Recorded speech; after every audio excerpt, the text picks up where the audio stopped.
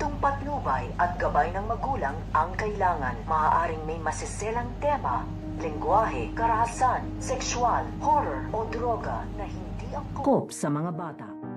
Sa pagpapalayas nito nga ni Patricia dito nga kay Lilet ay wala na nga itong mapupuntahan. Kaya naisipan na nga lang dito nito nga ni Lilet na maglakad-lakad nga lang ito at kung saan nga siya aabutan ng antok ay dito na nga ito matutulog. Hanggang sa nakarating na nga ito nga si Lilet dito nga sa isang tulay at dito na nga ito magpapahinga. At habang nagpapahinga nga dito ito nga si Lilet ay makikita nga siya dito nito nga si Lorena. Kaya nga nung nakita nga siya dito nito nga ni Lorena ay agad-agad nga itong bumaba dito nga sa kanyang sasakyan upang lapitan nga ito nga si Lilet dahil namukaan nga dito at nakilala nito nga ni Lorena na ito nga si Lilet ay nandito nga doon natutulog sa kalsada at agad nga niya itong nilapitan at nung nilapitan nga niya ito ay nagising na nga dito ito nga si Lilet at humihingi na nga ito ng tulong dito nga kay Lorena. Kaya nga ito nga si Lorena ay pinasakay na nga niya dito nga sa kanyang sasakyan ito nga si Lilet at dito nga sa loob ka ng sasakyan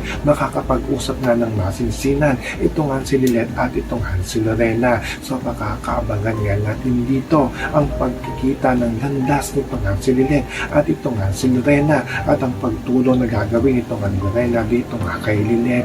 Yan ang ating mga pakakatutukan at pakakaabangan dito nga lang sa Lilet Matyas.